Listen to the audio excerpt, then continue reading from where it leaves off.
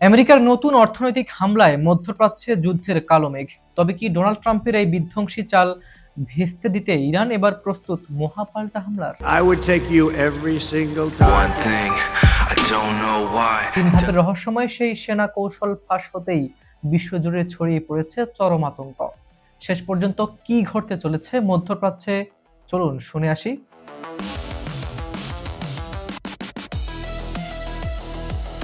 যুক্তরাষ্ট্রের president Donald Trump ইরানের বিরুদ্ধে এ যাবৎকালের সবচেয়ে বিধ্বংসী অর্থনৈতিক অভিযান চালানোর ঘোষণা দিয়েছেন।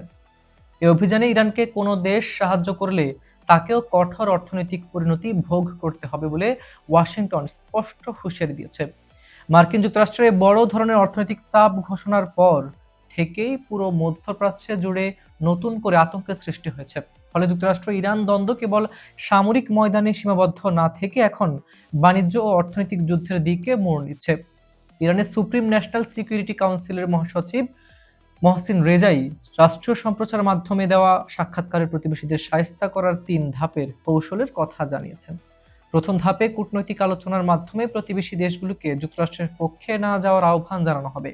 দ্বিতীয় ধাপে কেউ ওয়াশিংটনের সাথে থাকলে তাকে সিদ্ধান্ত পুনর্বিবেচনার সুযোগ দেওয়া হবে। তবে এতেও কাজ না হলে এবং কোনো প্রতিবেশী যুক্তরাষ্ট্রের এই অভিযানে সামিল হলে তেহরান শেষ ধাপে সরাসরি সামরিক হামলার মতো ভয়ঙ্কর ব্যবস্থা গ্রহণ করবে।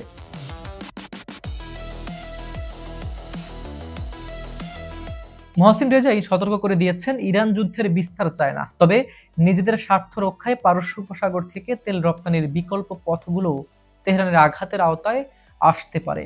ওয়াশিংটনের অর্থনৈতিক যুদ্ধে কোনো আঞ্চলিক বা প্রতিবেশী দেশ যোগ দিলে ইরান তাকে সরাসরি শত্রু হিসেবে বিবেচনা করবে। এর ফলে পারস্য উপসাগরীয় অঞ্চলে বাণিজ্যিক পথ ও আন্তর্জাতিক তেল সরবরাহের নিরাপত্তা চরম ঝুঁকির মুখে পড়ার আশঙ্কা তৈরি হয়েছে। তেহরানের কঠোর অবস্থানের পেছনে রয়েছে মার্কিন চক্রান্ত ভেস্তে যাওয়ার লক্ষ্য। ইরানের আশঙ্কা, অর্থনৈতিক চাপ প্রয়োগের মাধ্যমে দেশের অভ্যন্তরে চরম অর্থনৈতিক সংকট তৈরি করতে চাইছে মার্কিন গোয়েন্দা সংস্থাগুলো। এর মাধ্যমে জনগণের মধ্যে বিভাজন সৃষ্টি করা এবং সামাজিক বিক্ষোভ উস্কে দিয়ে সাধারণ মানুষকে বর্তমান সরকারের বিরুদ্ধে দাঁড় করানোর একটি সূক্ষ্ম ষড়যন্ত্র চালনা করা হচ্ছে বলে তেহরান মনে করছে। ইরানের সর্বোচ্চ নেতা তথা খামেনি প্রশাসন সাফ জানিয়ে দিয়েছে যে যুক্তরাষ্ট্রের অর্থনৈতিক যুদ্ধের বিরুদ্ধে নিজেদের টিকিয়ে রাখতে তারা যে কোনো পদক্ষেপ নিতে প্রস্তুত। ওয়াশিংটনের অর্থনৈতিক আক্রমণ যত তীব্র ও বিস্তৃত হবে, তেহরানের পাল্টা জবাবের পরিধিও ততটাই বৃদ্ধি পাবে। অর্থনৈতিক চাপ মোকাবেলা এবং আঞ্চলিক প্রতিবেশীদের যুক্তরাষ্ট্রের প্রভাব মুক্ত রাখার উপরই এখন নির্ভর করছে পারস্য উপসাগরের ভবিষ্যৎ স্থায়িত্ব।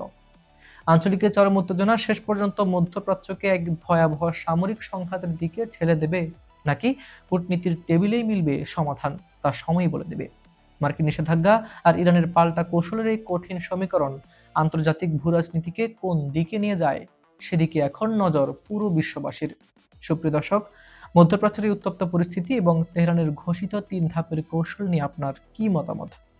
আপনার মূল্যবান বক্তব্য কমেন্টে লিখে জানান। খবরটি ভালো লাগলে লাইক এবং শেয়ার করতে ভুলবেন না। প্রতিনিয়ত আন্তর্জাতিক রাজনীতির এমন গুরুত্বপূর্ণ খবর ও সঠিক বিশ্লেষণ সবার আগে পেতে চ্যানেলটি এখনই সাবস্ক্রাইব করে বেল আইকনটি ক্লিক করুন।